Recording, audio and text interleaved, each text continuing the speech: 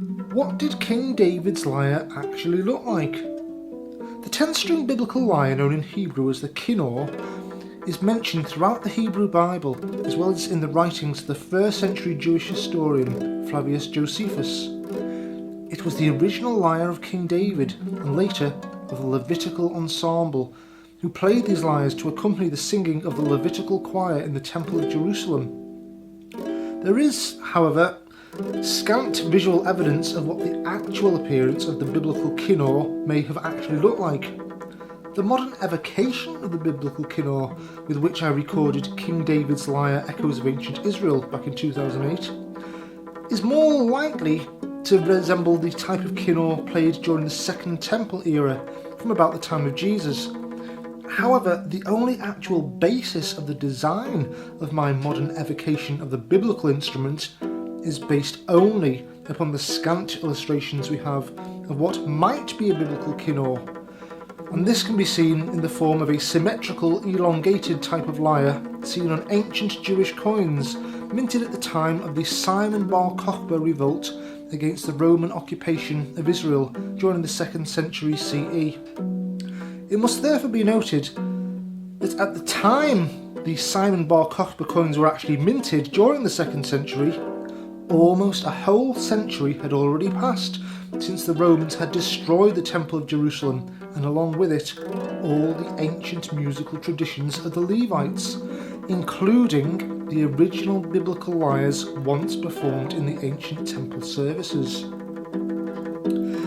Indeed, in my opinion, the distinctive vertical ridge seen down the centre of the lyre, depicted on the Simon bar Kochba coins, is actually the very same distinctive vertical ridge seen on the ancient Greek kithara. In the 1st century CE, maybe due to the obvious evidence of Hellenization of Jewish culture at this time, if the lyre seen on the bar Kochba coins was an illustration of the actual biblical kinnor, then the biblical kinnor, or the 1st century CE, was virtually identical to the ancient Greek kithara. Indeed, according to the musicologist Michaelis P. Giorgio, the vertical ridge on the back of the ancient Greek kithara was meant to represent the spine of a tortoise, as seen on the more primitive tortoiseshell lyre of the god Hermes. After a little more researching for further evidence of a vertical ridge also being featured down the back of the virtually identical ancient Greek kithara,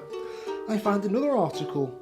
in the Journal of Hellenic Studies, volume 95, from November 1975 on page 175, by Martha Mass of the Ohio State University, entitled Back Views of the Ancient Greek Kithara, in which the article clearly states, "The back of the kithara soundbox bulges out at the top, tapering towards the base, and in examples from the 5th century and later, it rises to a vertical ridge running down the centre of the back." Exactly the same description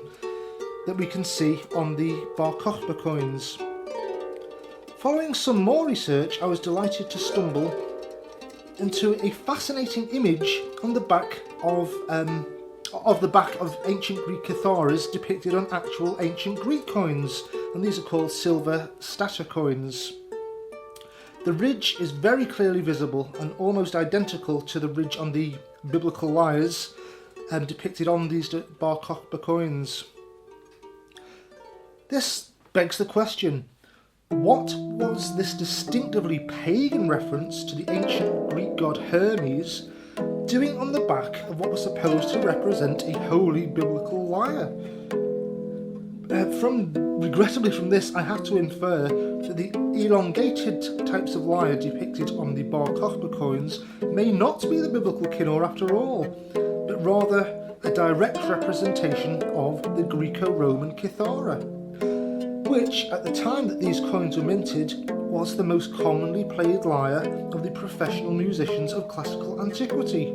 with which the artisans who actually minted these coins would have been more familiar with, in contrast to the strictly covert world of the biblical Levites and the nuances of the ancient temple services,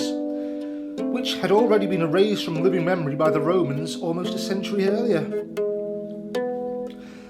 back to the actual depiction of the so-called biblical lyre seen on the back of these Bar Kochba coins. A question worth asking also is why only the back of the lyre was depicted on the coins and not the front. On the Bar Kochba coins, I think the reverse of the lyres was depicted, simply for pragmatic reasons. It is easier to mass produce and stamp on coins which need to be manufactured really quickly, just the back of the instrument rather than all the additional detail and time that would be required to depict all the strings and bridge constructions, etc., as seen from the front of the lyre. In an attempt for me to illustrate this hypothesis, when I take a photo of my own modern evocation of the Kinnor, as seen from behind, minus the vertical ridge, it now looks almost identical to the lyre seen on the Simon Bar Kochba coins. The image of the elongated lyre seen on the Simon Bar Kochba coins was actually first seen over 200 years earlier on coins from Akko, which is an ancient port in Israel. And this begs the further question, is the elongated lyre seen on both the Bar Kochba and the Akko coins actually the Greco-Roman Kithara itself? Frustratingly,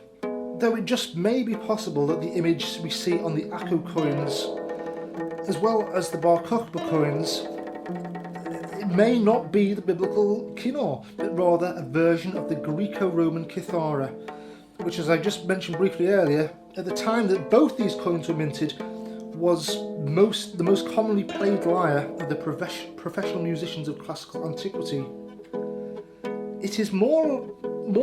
than likely that the sacred biblical lyres themselves were only ever witnessed by the Levitical priests and Levite musicians who actually played them during the ancient temple services. The artisans who minted both the Akko and Bar Kochba coins, therefore, were probably only familiar with the appearance of the then common sight of the Greco-Roman Kithara. The reason that an image of the actual Biblical Kinnor was not definitively depicted anywhere in the archaeological record was most probably, in my opinion, due to the ancient tradition in Judaism of aniconism, the prohibition of depictions of sacred imagery. Indeed, possibly the only reason why Josephus was able to give us one of the precious few first-hand extra biblical descriptions of the Kinnor which we do have was due to his privileged priestly family lineage. He used to be a priest in the temple. To add weight to this argument regarding the identification of the lyres on the Akko and Bar Kochba coins as actually depicting the ancient Greek Kithara and not, in fact, the Biblical Kinnor, I can show you an image of the ancient Greek Kithara as seen from the front of the instrument, which also shows the distinctive discs at either end of the yoke, exactly the same as is seen on the elongated lyre depicted on the Bar Kochba coins. It is therefore sadly a real possibility that the true appearance of the Biblical Kinnor, at least from the period of the Second Temple, has been lost to history, along with all the other ancient musical traditions of the Levites. However, there is a tentative image of what the outline of the Biblical Kinnor may have actually looked. And the only vague clue we have to the actual shape of an outline of this Biblical Kinnor might be able to be derived from the original Hebrew word for the Sea of Galilee, which was known as Lake Kinnerot. Indeed, when we view the lake from above, the ghostly outline of an ancient lyre can indeed clearly be perceived. Regarding the origin of the original Hebrew name of the lake, to quote from Wikipedia, the scholarly consensus, though, is that the origin of the name lies with the important Bronze Age and Iron Age city of Kinneret. However, there is no evidence that the city of Kinneret itself was not named after the body of water rather than vice versa, or for the origin of the town's name. If this is the case, then linguistically at least, it may be still a very real possibility